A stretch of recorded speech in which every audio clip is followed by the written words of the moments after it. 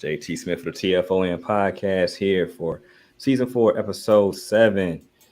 And I have another special guest, guy that's been on multiple times, my man Dan Sellers. How you doing today, brother? Man, I am trying to figure it out, brother. Trying to figure it out. Bearcat spider senses are all over the place, man. I feel you. Trust me. Man. It's like falling in love with a Kardashian, man. You don't know what you're gonna get. You know what I'm Hey, saying? brothers, they didn't claim more brothers than a plague. Exactly. And then claim, they be all weird and they normalize once they get away from them. You know what I mean? Yeah. So, so I know what you're saying, man. They Bearcats sitting at 2-2, lost 2 home games. At Nipper Stadium, rocking Nipper Stadium, first time since I think 2017. Both winnable games. That's what kind of makes it sting a little more. Miami, Ohio. That game, they outgained them by almost 300 yards. I want to say 200 yards. So maybe I'm capping on that, but it might have been around almost 200 yards. In the red zone, they were horrendous. I want to say they only got down there 9 times, only scored 2 touchdowns. Against Oklahoma, I mean, they held this team to 20 points. They came in there averaging almost over 55. I think it's 55.7 to be exact, coming into that game. But if you told me, I'll tell this to everybody, like if anybody would have told me they kept them under 30 points, I would say that's a Bearcats win, and it didn't happen. What did you see just from, a former player's perspective watching both games? But we'll definitely just go into the Big 12 game, because I feel like that, even though Oklahoma is a top 20 team, they overall didn't impress me like I was expecting to be impressed by seeing Oklahoma in the flesh personally. And I just wanted to, get your thoughts to see what you thought as well. Well, yeah, absolutely. I'm gonna just touch a little bit on the Miami game.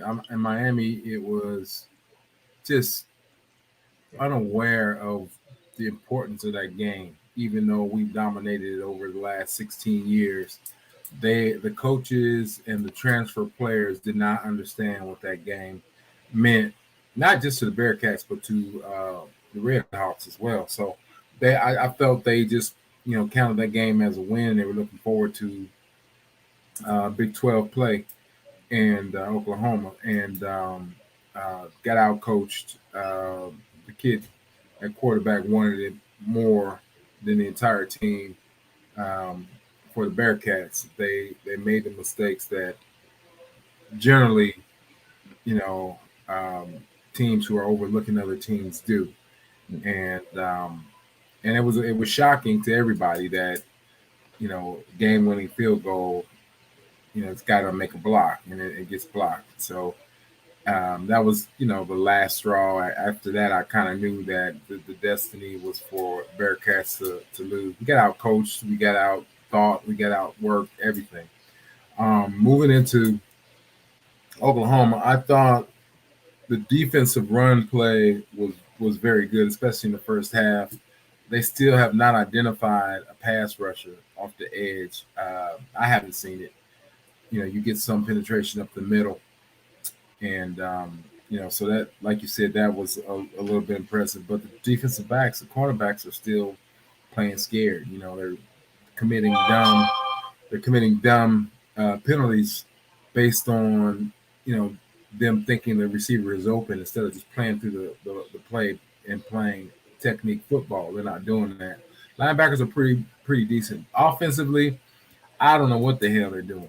I mean, seriously, why would you not? Kiner first 2 weeks was leading the country in rushing, and you don't run him. You don't even, this guy is a load. He is the type of guy that wears on teams in the third and fourth quarter. And I get it. Montgomery is a change-up guy, but they're not even playing Kiner at all. Big, heavy guy, get you those tough yards. He should be the primary running back. The other thing is, everybody knows, even Coach mentioned it in the press conference. I watched it again today, that they're having problem with third and 5 and longer. Well, that's because you're not running the ball first down and getting 3 or 4 yards, second down, getting another couple yards. So you're digging your own grave. It's so easily identifiable. But overall, I think it's just poor preparation. Kids aren't prepared on both sides of the football. What they are doing with the quarterback is a travesty. Yeah, the kid, I mean, he's not Shador or he's not Penix, but he is an athlete. And when you got 3rd and 5 and you do straight drop back passes like Francis Tarkenton and some damn body, just dropping straight back, and especially Oklahoma had been bringing 6 or 7 guys every single play to make up for their lack of depth on defense. Why don't you get this guy on the edge with tight ends dragging? When I know a team is struggling and the team is not cohesive on offense or not a good offense is when we don't know who the hell the tight end is. Teams that run the ball well tend to have great tight end play, not only because they can block, but because if you have effective running, then it opens up the primary play action pass, and that's the tight end. The secondary pass is down the seams, that comes, 3rd and 2 as well, or 2nd and 8. But on 3rd and 5 or 6, you need that tight end. And why not boot this kid, get him on the edge, put some pressure on the edges instead of having him drop back and make all these reads. And that's when you watch the press conference from this week, Satterfield had the balls to say this kid wasn't making reads, and I'm like, okay, then what are you doing? There is no RPO. There's no, you're acting like this kid is a NFL quarterback in the 80s that should drop back and decipher everything. He's not that guy. He's not him. Yes. He's not Shador Daniels. Shador Sanders. I got you. Yeah, or Michael Penix, or Penix, some of those other guys, Bo Nix for that matter, guys who thrive in the pocket. Shador's not looking to run because he's coached up to understand what the defense is giving him and takes that. This kid is not that, and that's why he's been at 3 different schools. You gotta drive the car that you're getting. You know what I mean? Yeah. So I just thought it's very to this point, very poor preparation, in-game adjustments. They are sticking to what the hell they want to do, and it cost us 2 games. 1 game for sure. Yeah. But we could have easily won that game Saturday. When I say easily, I mean there were guys wide open, but there was pressure, and we couldn't block up. But it's okay. I mean, it's this guy's first year, but we don't have time to be like, oh, you get 2-3 years before you got to win games. That's not how it works today in the portal. If you're going out and you're bringing all these new guys in, best believe you better win games that you can win. Yeah, for sure. So that's my assessment of the 2 games. And okay, I just got out of therapy this morning, so from Miami game, but yeah, just got out there. So you're a week behind, huh? Oh, I'm glad nobody was in the house. I had TVs going on and on the patio, the den, the living room, everywhere. Yeah, that Miami game was real tough. Yeah, that was horrible. That was tough. That was tough. And I almost got when the final play, people just start hurling beer. So I'm on the sideline, and it should just go over my head. I'm like, man, if somebody hit me with that beer, bro, I would have lost my credentials, probably. Right. I know that's right. I would have climbed up there and been like, what's up with dude? Man, I'm like, thank God. So I just ducked back in. I'm like, man, they hit me with them beers, bro. Bearcat fan or not, bro, we're going to have to tussle. But yes, sir. Yeah, but it was rough though, for sure. I definitely would, touch base on you with that. Because last week we couldn't connect. Just time period, time management was rough. But Don't this worry week I about know I it. had to touch on that one. But just in general, man, I just like the two games were super winnable. And then I even asked him about the tight end because I feel like Shamama Taylor is an NFL player. I saw that. I think I saw I it in the think press conference. That's a good yeah. question. Just because like he's 6'5", they had him at receiver during the spring, so he's talented where they had him out there Right. before they got the transfers in. Right. He's a tight end. He kind of flashed a little bit against Oklahoma, and I'm like, I think him and I think the Singletary kid is solid too. Like he's better than I thought he was personally. Right. But I think they have to use those guys, isolate them, and do some stuff where I don't think we're not using the middle of the field well. Like I don't think like I think for like when I play back a lot of the games in my mind, I don't see them taking advantage of the middle of the field besides the runs here and there. But I think those tight ends, they have the bodies to be able to make it a little bit easier for the quarterback. I think you know what I mean. They Yeah. can This. take control of those inside the hashes. You know what I mean? Like I feel like we're either all outside and everything's outside, or we don't really have much that's coming like in the middle, in the middle of the numbers. And I think that would help it make it easier for Yeah. Emory personally. Yeah. And I think those guys have the body types and the styles that should be able to. I mean, you can't take people's head off like back in the 85, like 85 Bears were playing. You know what I mean? Like it ain't the same. So I think you got to use those big bodies, especially when you get in those tighter frames.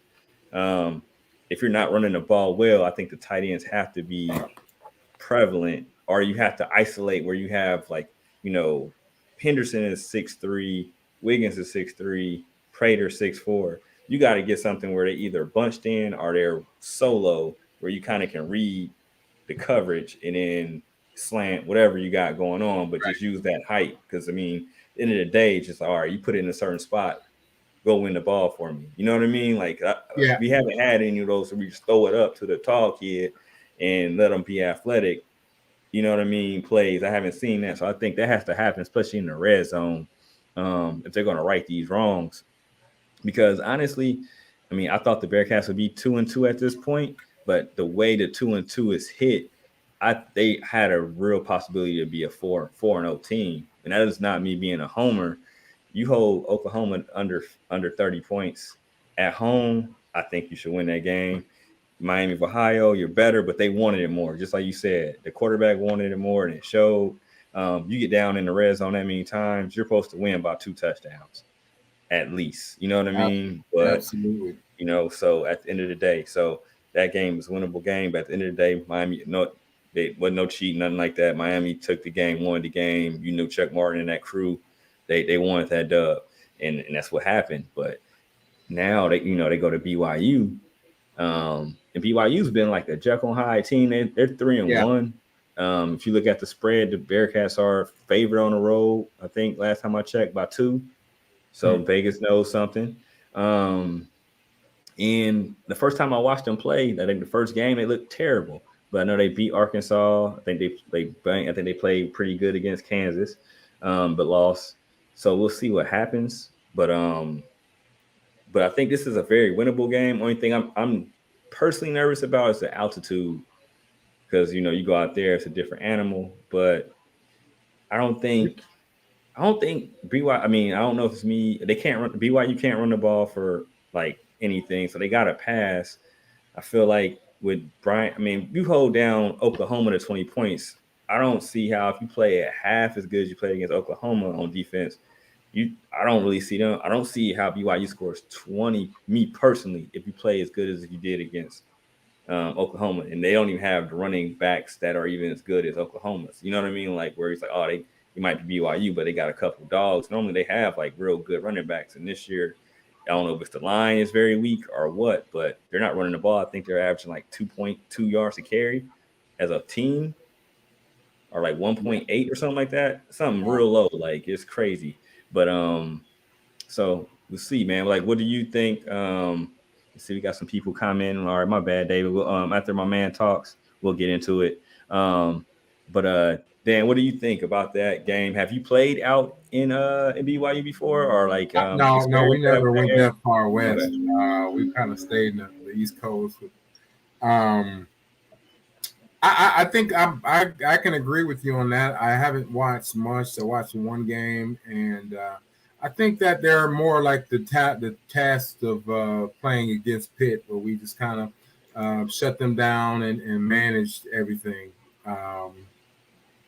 We managed to the offense to a point where we didn't lose the game. I think it's going to be that kind of effort. The issue is, and I'm going to say this, is that our offensive coaching, there's zero adjustments being made. And just like you were saying, if you're running the ball, there's no way in hell that your tight end isn't eating. You know what I mean? Play action all day. That's down the seam. Your slots and your tight end should be eating all day long. And your quarterback should not be stuck in the middle of the offensive line every single time on 3rd and 6, meaning drop that pass or you're handing the ball off right up the middle. You should either be getting him outside so that he can bootleg or he can run past option. None of that is happening. And you got viable receivers, and you can't blame a quarterback for taking too long when he's getting hit. That's on the play call. You get him out on the edge. I think against BYU, again, the defense is going to have to save the day. These DBs got to get better. These corners have to get better at not committing stupid fouls and penalties. Between that and getting beat because they're playing afraid, I think they get the veteran back in the middle pace, and that'll kind of calm things down a little bit. But something has to come off this edge. Until we get an edge rusher, you're really not going to reap the benefits of the inner four until you get a guy that can maintain the edge and at least bring pressure, dropping those guys inside, because right now they're chipping inside. If you watch every pass play, fullbacks and these guards rushing 3 in the center, they're double teaming or they're chipping and getting these guys off schedule. So I think as long as we maintain the running game, I think Kiner should be number one priority wise, and the other kid, I mean, he's got great skills. He's a home run guy.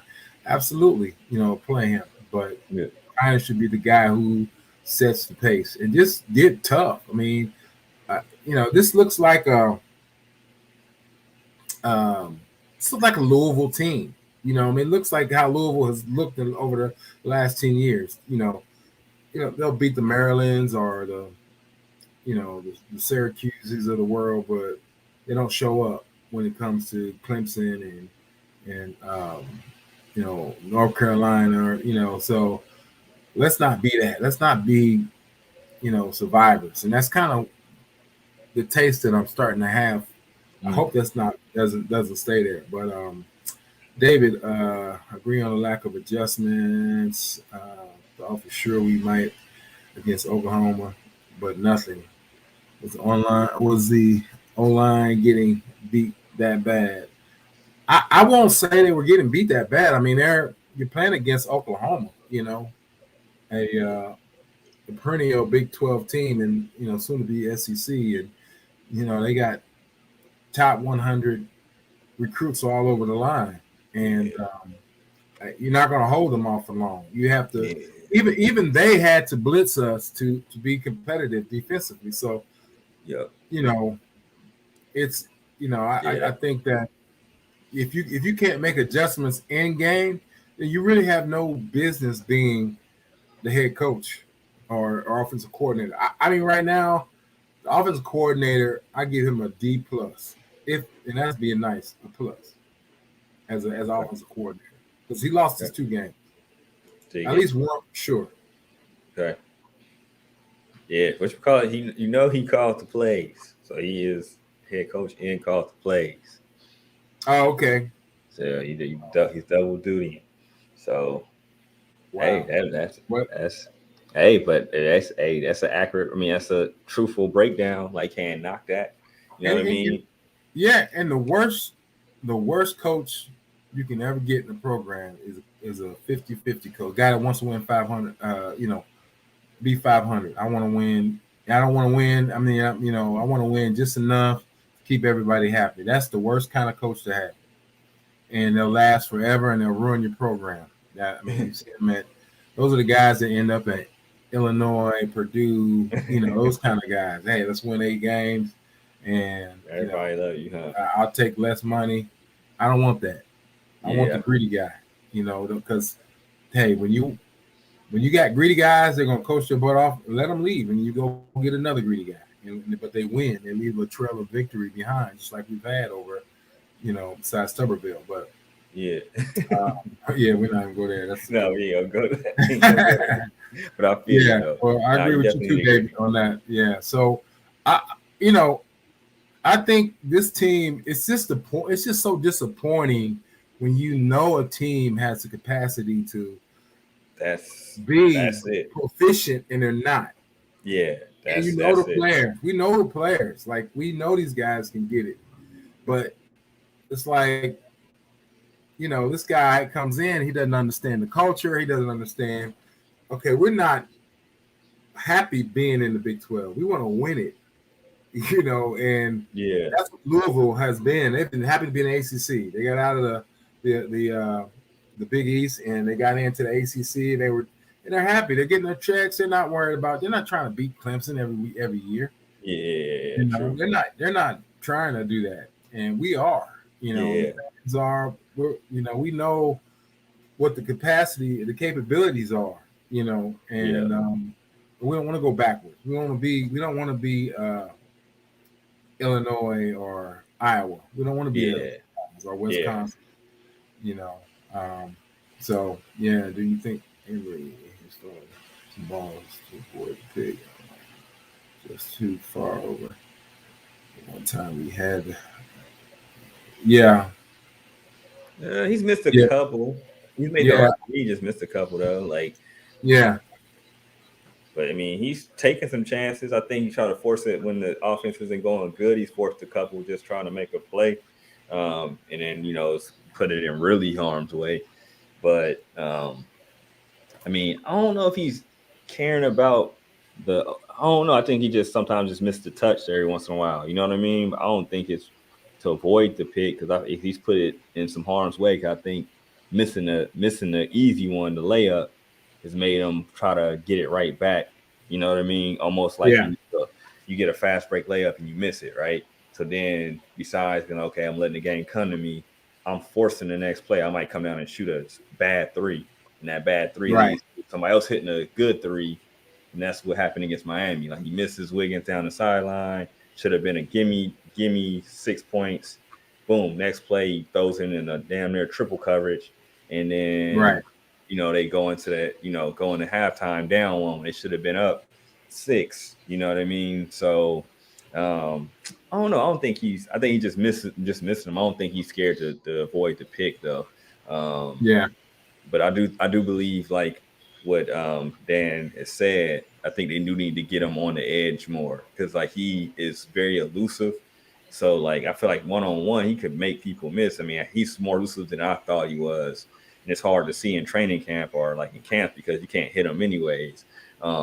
So that I think they do need to, bootleg and maybe do more bootleg action.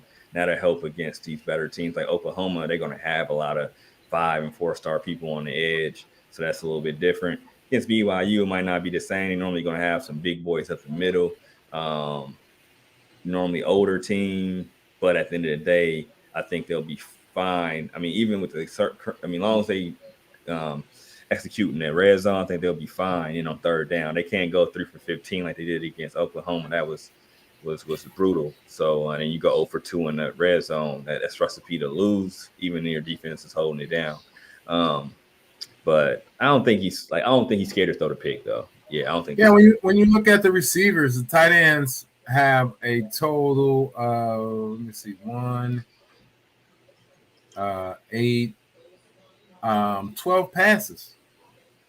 with with Belling having 7 and Riley has Sharp has 4 and the other kid has 1. Um, that's pretty piss damn poor, you know, for this team, from what we've been used to. Um, and they're good athletes and they're good tight ends as far as receiving tight ends. I don't know. I really haven't studied how well they block, but I'm looking at how well they run patterns and things like that. But yeah, I mean it's very Louisville-ish, and like I would not be surprised if we go out here and we win this game by 6 points or 3 points or 8 points, whatever it might be. Uh, but then give a game away to somebody else that doesn't deserve it, and it's just very, like I said, I used to watch ACC at night and Louisville playing against Virginia or somebody, like, this is the worst game I've ever seen in my life. And I'm not saying this is what what Satterfield does, but over the last couple years that he was there, with the exception of last year, the defense was exceptional and they were exciting. But they never, their quarterbacks just kind of, flashed, but they never really broke out. And they were all kind of the same skill set as Emory right now. And that's scary. So I'm hoping that, the fans not accepting mediocrity here will urge him to give up the play calling. I don't know if he's calling the plays, and that's even worse. Yeah, he's definitely calling the plays. That's 100%. So we'll see, man. I mean, they like the thing is, you look back at it, everything's been winnable. So it's like, and I think their schedule is pretty conducive to them still being able to win a lot of games, but they have to get it together. Like they have to go. They can't lose 3 in a row. That just sounds like snowball. And then you'll probably win here, win there, win here, win there. Maybe get 5 wins. You know what I mean? Type of a thing. Yeah. If you 3 in a row, just can't. You know what I mean? But if you go 3-2, you got a bye week. Get Iowa State coming in. Iowa State and Baylor back to back should be 2. If you play decent, you should have 2 more wins. So you should be 5-2. I think UCF is after that. I think maybe I gotta look exactly how that schedule is. Give me 1 second.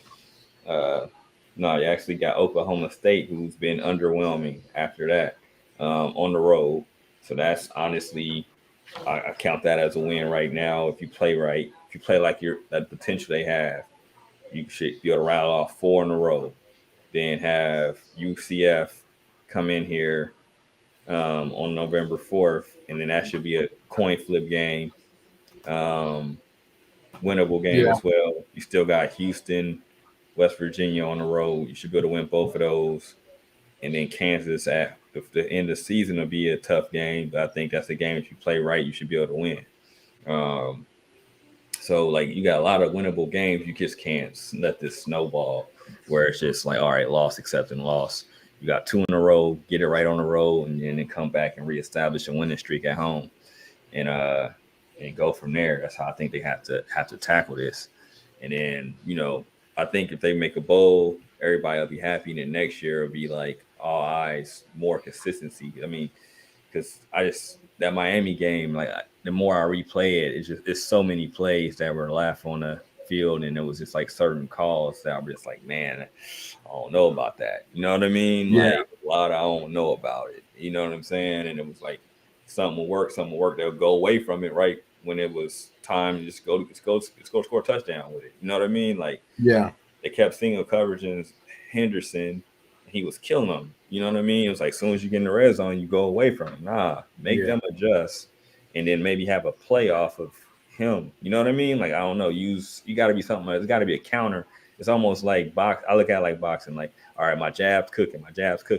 All right, dude, starting to block my jab, but now I got maybe I'm hooking. I'm throwing a 3-piece. I'm going to your body. Like you got to have a counter off of what was working. Like my jab not working anymore. He's blocking it. Now he's shooting a jab at me. You know what I mean? Like it's just a lot of a lot of stuff that I think could have happened to be fixed. So, but I think like I mean I think it's all on the offense, man. I think the defense, even though I do understand what you're saying with the corners, they have to just turn into receivers when the ball's in there because they've been in good spots even when they get beat. Like I feel like they just don't go get it. Like, all right, it's my ball. Like, because Right. nobody's catching it like Devontae Adams right now. You know what I mean? Against Right. them, like where it's like they're not looking up, they're putting their hands up and running through the ball. They're not even looking up at all.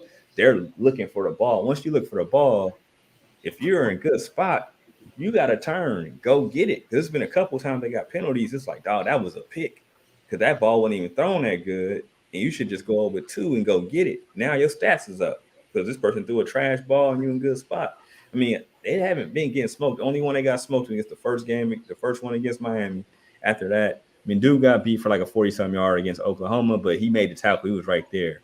I mean, dude made a good play, but I was like, the penalties, most of the penalties have just been them not locating the ball in the air. It's like when that dude turns his head and he's looking for the ball, you gotta turn your head too. You gotta turn your head and go ahead and be offensive. If you get beat like that, I can live with that all day. Yeah, I mean, Try to you're go 100% get it. right. No, you're 100% right.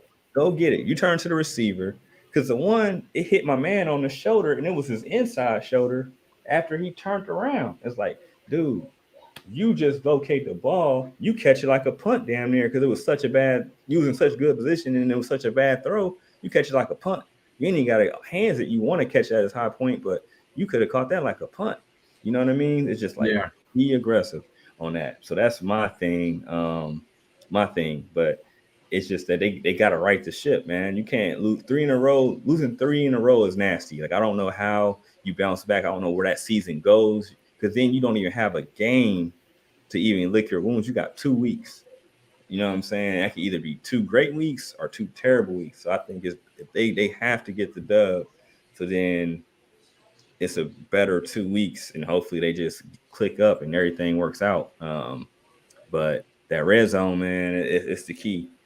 They gotta piece that together. He has to call some plays that he gotta have a red zone package, man, and stick with it. Um, and try to isolate some of these players, man. That got these advantages, and get my man some run pass options too. Like I think you're right. He does have to give him some run pass options for sure. So yeah, I mean, again, I said 8 games, and we still in the realm of 8 games. Obviously, we got a couple games. We got one game that we should have won that I counted, but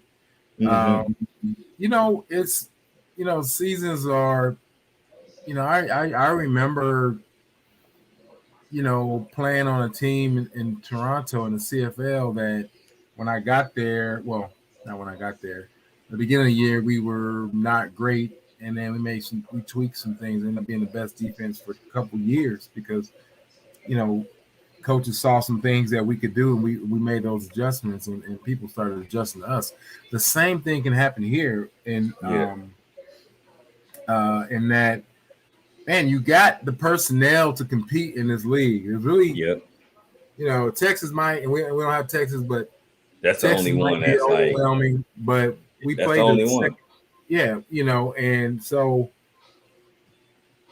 that's just the only take advantage. I want him to prove me wrong because right now I'm giving him a D. I'm giving him a D plus and a D minus. I don't give D minus. I go straight F's from there. Okay, so it's D. If it goes under this, it's straight. Yeah, right. He's straight. Right. And you ain't got a 1.0, huh? It's just straight 0. I mean, and he's found out pretty quickly that this isn't Louisville. This is Cincinnati. We want success here. Yeah. And Louisville just happy to have an ACC program, and they're more of a basketball city, and we used to be the basketball school. Now we're a football school, and the people here expect when you have that kind of quality on the field, especially on the defensive line, and and even the quarterback he sucked last week. but they put him in position to suck. That's not what he's good at. What they have him doing is not what he's good at. Whenever he's dropping straight back and expect to thread the needle or anticipate a pass, it don't happen. It never happens. He's not that guy. He's not Lamar Jackson.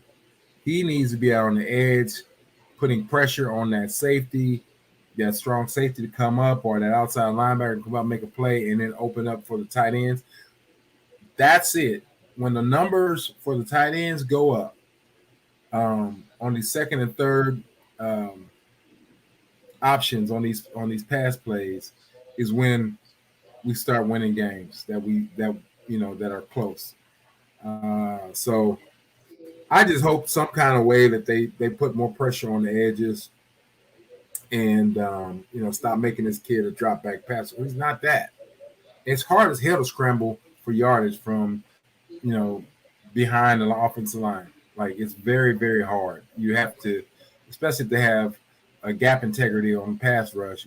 It's hard because the edge, generally the defensive tackle is pushing the defensive end deep, so you can't escape that way. You have to step up in the middle. Then the linebackers come off their guys and they come up and they stop you short. Versus if you got play action rollouts and you're making these linebackers make decisions on whether they should stay with the tight end or come and get you. We did that all the time with Luke Fickell. That was one of the greatest things that he did was utilize the tight end. So, yeah, we have to have that mindset. Yeah, definitely use the tight ends more for sure. I think it'll open up everything. I think it'll open up the run lanes. I think it'll open up for receivers because the receivers have been doing solid. I think they do got to get him on the move a lot more. I think that's the key. They got to open up the open up the offense for real. They got to do a little bit more. Drop back every once in a while, but I think for real when he's passing, I think he needs to be on the move. Probably going short side, long side, whatever they want to do it, whatever is a stronger way. But definitely, I think they gotta cook that into the game plan for sure. A little bit more on the consistent side. I think especially in that red zone, man. I think they got to. They got to do that. Got to do that. Yeah. Get Bo Jumbo, have maybe one guy that's shifty. But then you got to have him on the move, somebody on the move, and roll with it. So we should have stuck with the run a little longer as well, because they weren't moving the ball like they have been, and we abandoned the run way too soon. And that sets up everything. Anytime you're running the ball, man, everybody is concerned about the run. The only people who may not be as concerned are the cornerbacks, but the safeties, the linebackers, they're all concerned. Hey, David, thank you. I appreciate the comment. First time catching the show. We enjoy it. Tell a friend to tell a friend to tell a friend. Yeah, exactly. Tell them to subscribe to YouTube channel too, David. You subscribe too if you haven't, my man. But I appreciate you. Appreciate you checking us out. Sometimes we cut up pretty bad on the show today. It's just kind of these two losses. Not a whole lot of levity. Yeah. I'm hoping next week though. Week we're gonna be back on a more of a positive note, like what we can work on and make it keep going. That's what I'm hoping, man. So I don't know because I didn't watch them play. Slovis doesn't scare me. He's kind of like the Pitt guy. I think he might not even be as good as Pitt. It's just they might have they might just be a little bit more stable. They don't run the ball as good as Pitt either. No. It's just the altitude is going to be, can they not a gas out? It's going to be key. And then I think they can't have the failures and the hot spots on the field. I haven't really focused on the offensive line, but I will say that the depth that we have so far without injury on defense is pretty adequate. I've been pleasantly surprised. I mean, I guess, like I said, when the season started, I said the corners are going to be trash, and that's pretty much they're about I won't call them trash like that, but based on what we're used to, they're about average. They're about what teams got to do it. Yeah, there's nobody scouting them right now. And hopefully they get better. And they played well in some cases Saturday. Got to give them that. Just like I said, some of the stupid penalties and mistakes that they made, blown coverages, but it wasn't catastrophic by any means. Yeah. Yep. And the penalties, man, they've been. I mean, it struck its head against Miami, but I feel like the penalties have been pretty solid. We only had 2 against Oklahoma. We're not used to that. Right. And we just had other things. It's like, once you get in the red zone, it just gets ugly. But 2 penalties, man. I was like, damn. I can't remember the last time I, watched them play. Had 2 penalties. So that's a positive note on that. Well, for a team that averaged 14 penalties, and it seems like it's following Wisconsin a little bit. I saw part of the game, and it was about 4 penalties. I was like, that's but Fickle never stressed any discipline around that. Yeah. I mean, David, the altitude is going to be an issue, but with rotating, and I played in some high altitudes, and it's, if you're conditioned, it may cut you from being out there from 7 plays to 6 plays. I don't think it's going to be that big of a deal, because you're certain plays, and I ain't gonna lie, you just not gonna gas out. You just gonna, got him, man. I can't get him, so let me trip and fall like I get this win. He'd be like, I was on the other side of the field, like that. He got me. He blocked me. Yeah, he gone. He gone. Yeah. That's Bo Jackson. I ain't finna get Bo. I mean, I was in Bo. Hey, man. It's all good. Gonna put the play next down, right? No, I yell over there. Get him. But but and we're gonna close up here. Close it up like that. That's how we'll go, man. But hopefully it's a positive. Yeah. Friday. It's a Friday night game. Up on my team. I'm not encouraged by any means the comments in some of the interviews and stuff. I watch them all. You always ask good questions. I miss being in the interview room with Tuberville and Brian Kelly, but just kind of watching from afar. And we're pissed because we lost to a top 10 team, 15, I don't know where they are, 11 or something in the country. Yeah. And we're not pissed because we lost. We're just pissed because we could actually won that game. That's it. That is and that is a good thing. That's the mindset that you have to have as a team. Like, you should be pissed off that you lost to Oklahoma. Like, we let Oklahoma get up out of here. Yeah, yep. That's what it was. And that's what it was. Right. That's what it was. And that's what they got to fuel themselves off of. No matter what, they got to be like, we shouldn't have let them. We let them off the hook. It's almost like it should have. Like, I feel like it should have went like Denny Green. Remember that one? Yeah. They were. Like, so I think like that should be like, I don't know, like maybe in the locker room but like they got to all be saying that, like, bro, we let them off the hook. That's on us. You know what I mean? Like, everybody, if we come to play, everybody else who played, we got a chance to win. There's no other team on this schedule that you're going to say that just scare you. Yeah.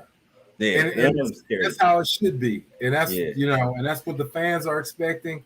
Yeah. We're not in awe of those teams. We're just not. And, we demonstrated that over the last few years. Like, I was reading something and it was like one of the best games in history. I know I played in one of them against Penn State. We won that game, but we're not there anymore.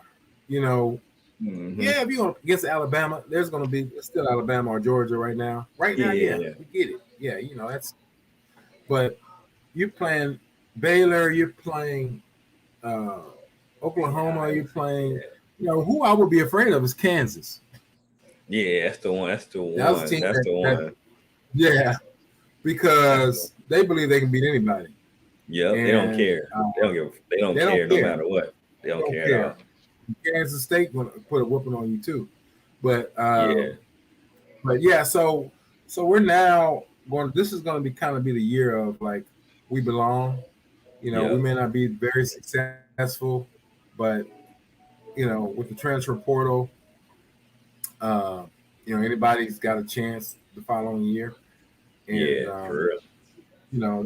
I just want to be in a position that people are looking at us in a positive manner. I don't want to go out there and make mockery of who we are and what our successes have been. And we can't live off that check forever. No, you can't write that same check over and over again. You know, so we have to earn it.